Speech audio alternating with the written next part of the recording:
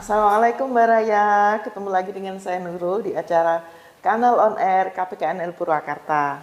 Kali ini kita kedatangan seorang yang sangat berpengalaman di bidang lelang. Beliau ini adalah pejabat lelang yang kita akan sharing-sharing dengan beliau terkait dengan peraturan yang baru. Siapakah beliau? Ini beliau, monggo silahkan diperkenalkan diri. Nama saya Muhammad Angga Firmansyah, pelelang ahli pertama KPKNL Purwakarta. Sebelumnya saya bertugas di KPKNL Jakarta 2 selama 3,5 tahun dan pada tahun 2024 ini saya efektif bertugas di KPKNL Purwakarta.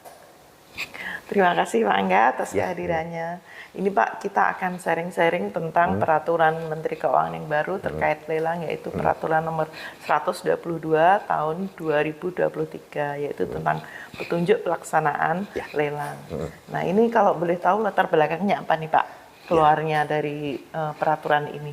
Latar belakangnya adalah untuk menggantikan PMK 213 atau 213 tahun 2020 tentang petunjuk pelaksanaan lelang, yaitu dalam rangka peningkatan layanan lelang berbasis pemanfaatan teknologi informasi guna mendukung atau mewujudkan lelang yang lebih efisien, akuntabel, transparan, efektif, sederhana, dan mendukung kepastian hukum guna mewujudkan keberhasilan pembangunan ekonomi nasional.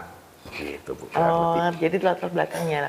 Kalau boleh tahu itu poin-poinnya apa aja tuh Pak yang berubah dari peraturan sebelumnya kemudian ke peraturan yang baru itu secara umum? Secara umum yang berubah itu yang pertama itu reclustering jenis lelang, kemudian perluasan cakupan peserta, kemudian juga ada perubahan proses bisnis, dan kemudian ada juga terkait perubahan di pengumuman lelang. Itu, Bu.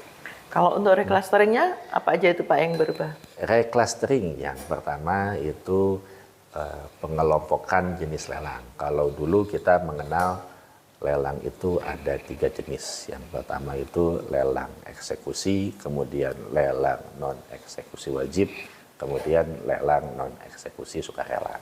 Nah di PMK 122 ini kita dikelompokkan di lelangnya itu dikelompokkan di 2 jenis. Yang pertama lelang wajib dan lelang sukarela.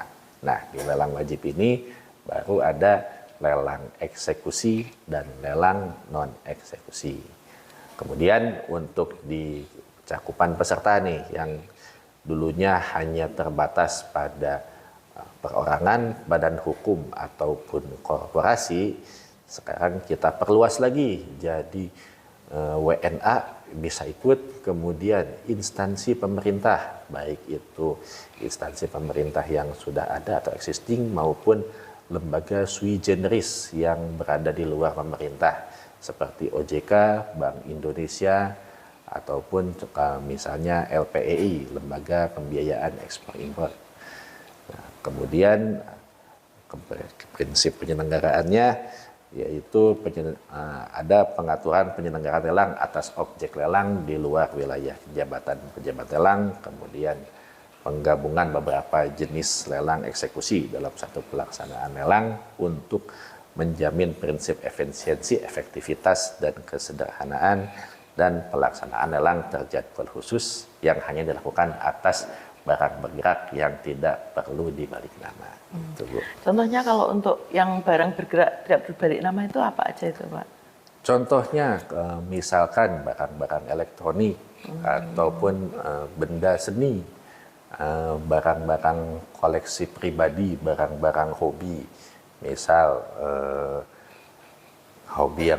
hobinya Gundam atau mainan, atau misal jersey seragam sepak bola. Nah, itu bisa, Bu, sekarang. Jadi kita buat untuk lelang terjadwal khusus. Nah itu nanti akan masih kita kembangkan sih sebenarnya, tapi untuk saat ini dasar hukumnya sudah kita buatkan agar kedepannya nanti ketika aplikasinya sudah siap, dan jadi antara aplikasi dan dasar hukum itu sudah berjalan beriringan sehingga nanti tinggal kita laksanakan. Berarti ini termasuk dalam golongan lelang sukarela, jenis lelang sukarela gitu ya? Iya, betul. Jadi kalau misalnya selain lelang yang disebutkan tadi, lelang sukarela itu, Iya. Saya juga dengar itu katanya ada juga lelang yang untuk barang tidak berwujud. Nah itu contohnya apa aja itu Pak? Nah, lelang barang tidak berwujud sebelumnya di PMK 213 kita sudah mengenal lelang barang tidak berwujud itu berupa lelang hak menikmati. Nah, sekarang ada lagi berupa lelang hak tagih, kemudian lelang atas hak kekayaan intelektual. Misalkan hak tagih itu ketika saya memiliki piutang terhadap seseorang ataupun terhadap suatu korporasi. Nah, ketika saya akan menjual piutang tersebut, itu pilihannya bisa melalui lelang sekarang. Berarti sesi gitu ya? Iya, contohnya simpelnya itu lelang cesi tapi dibuat lelang, jadi nggak kita jual secara langsung. Nah, kemudian ada lagi lelang hak kekayaan intelektual. Misalkan nih saya memiliki hak cipta atas sebuah lagu ataupun atas sebuah karya cipta berupa misalkan entah itu gambar, entah itu tulisan ataupun bentuk video, audio. Nah, itu bisa kita lelang. Kalau dulu mungkin hanya kita jual di platform biasa, transaksi jual beli biasa. Nah, ini untuk meningkatkan nilai dari hak cipta tersebut bisa kita dijualkan melalui lelang seperti itu.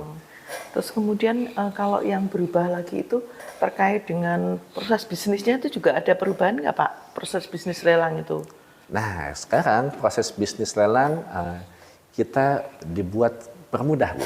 Nah, kalau dulu misalkan nih tahapannya adalah ketika para pemohon lelang itu akan mengajukan permohonan lelang, tahapannya adalah pemohon lelang akan mengajukan permohonan lelang melalui permohonan lelang online, kemudian diinput, kemudian diverifikasi oleh KPKNL. Nah, ketika verifikasi selesai, nanti pemohon lelang akan mengirimkan dokumen fisiknya. Nah, sekarang kita balik, dokumen fisiknya akan dikirimkan setelah penetapan terbit. Jadi pemohon lelang akan menerima penetapan terlebih dahulu, baru dokumen fisiknya dikirimkan. Supaya apa? Supaya menghindari misalkan ketika dokumen fisiknya sudah dikirim, tetapi entah kenapa mungkin entah terselip gitu ataupun mungkin ekspedisinya ataupun mungkin nanti hilang di ekspedisi atau ada hal-hal lain, itu bisa kita hindari dengan kita terbitkan dulu penetapannya. Nah, itu untuk memberikan kepastian hukum kepada pemohon lelang. Seperti itu.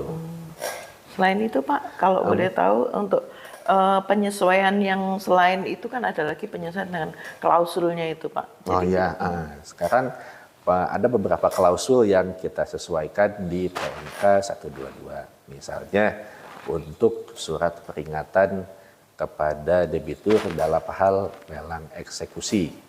Nah, misalkan lelang eksekusi hak tanggungan, lelang eksekusi fidusia, ataupun lelang eksekusi pengadilan dan eksekusi harta pailit. Nah, itu surat peringatannya wajib diberikan sebelum 5 hari kerja. Jadi batas maksimalnya adalah 5 hari kerja. Kalau dulu kita mau ngasih SP, ngasih surat pemberitahuan lelang, itu batasnya H-1, sekarang kita perketat lagi menjadi H-5. Tujuannya adalah dalam rangka menjaga kepastian hukum terhadap lelang tersebut dan memberikan perlindungan juga nih kepada si debitur ataupun ya pemilik barang yang akan dieksekusi. Jadi misalkan dia mau bayar nih atau misalkan dia mau melunasi utangnya, dia masih punya kesempatan dalam tempo 5 hari kerja itu. Kemudian juga ada klausul pembataan lelang atas permintaan penjual. Sekarang penjual bisa meminta pembatalan, mengajukan pembatalan sebelum lelang. Kemudian ada lagi penyesuaian besaran jaminan penawaran lelang. Nah, kalau dulu jaminan penawaran maksimal 50%, sekarang kita perlonggar dari 10 kemudian ke 100, 10% dari nilai limit, dan yang paling tinggi itu 100% nilai limit. Lalu ada lagi transformasi untuk pengumuman lelang. Pengumuman lelang sekarang boleh di media elektronik dalam bentuk PDF. Ya misalkan kalau dulu harus di surat kabar harian, sekarang boleh di surat kabar yang berbasis elektronik. Nah, dan ada lagi transformasi untuk cara penawaran. Sekarang seluruh lelang itu ya terutama lelang eksekusi atau lelang wajib itu metode pelaksanaannya adalah open bidding. Jadi kita bisa melihat penawaran atau siapa lawan kita nih, dan itu membuat lelangnya menjadi lebih transparan. Berarti pada peraturan yang baru ini diusahakan supaya semakin luas cakupannya gitu ya Pak ya? Betul, ya. Nah, ini bertepatan juga dengan ulang tahun lelang ke 116 ya. Ya. Nah, selamat untuk insan lelang yang pada tahun ini merayakan ulang tahun ke 116 pelaksanaan lelang. Nah, selain itu Pak, kita juga berusaha ya dengan adanya peraturan itu semakin luas jangkauannya, semakin menarik untuk masyarakat yang akan mengajukan lelang. Nah, untuk itu Baraya, barangkali ada Baraya yang ingin melaksanakan lelangnya, barang-barang yang ingin dilelang, bisa menghubungi kami di KPKNL Purwakarta. Dan juga kalau misalnya ingin bertanya-tanya boleh ke kami, ke KPKNL Purwakarta. Nah ini tentunya selain ke KPKNL itu lelang yang resmi itu juga ada ya Pak ya, di Balai Lelang. Betul, ya. Dan juga di Pejabat Lelang kelas 2. Iya. Tetapi harus hati-hati ya Baraya, tidak semua yang beredar di masyarakat itu selalu tentang lelang itu bahwa lelang nanti itu pasti harganya rendah atau di bawah harga standar. Tidak seperti itu ya Pak ya. Iya, Biasanya kalau lelang sukarela itu semakin banyak yang nawar, semakin tinggi. Nah, itu akan menarik para masyarakat yang ingin melaksanakan lelang sukarela ya. Iya, menjadi daya tariknya seperti itu. Jadi diharapkan dengan peraturan yang baru ini semakin menjangkau masyarakat untuk mengadakan lelang sukarela, juga semakin efektif untuk lelang wajib atau biasa yang dulu disebut dengan lelang eksekusi itu ya. Iya, betul. Nah, terima kasih Pak Angga atas sharingnya kali ini. Sama-sama Bu. Insya Allah semoga bermanfaat bagi masyarakat. Amin. Oh ya, Baraya, kalau misalnya ada yang perlu ditanyakan selain dengan terkait lelang juga terkait yang BMN, bisa menghubungi kami KPKN Purwakarta. Karena kami KPKN Purwakarta tetap berkomitmen untuk melaksanakan semua kegiatan sesuai dengan ketentuan berlaku, karena kita bersama-sama akan mewujudkan wilayah yang bebas korupsi, dan juga kita akan bersama-sama melakukan pelayanan yang lebih baik kepada masyarakat semua.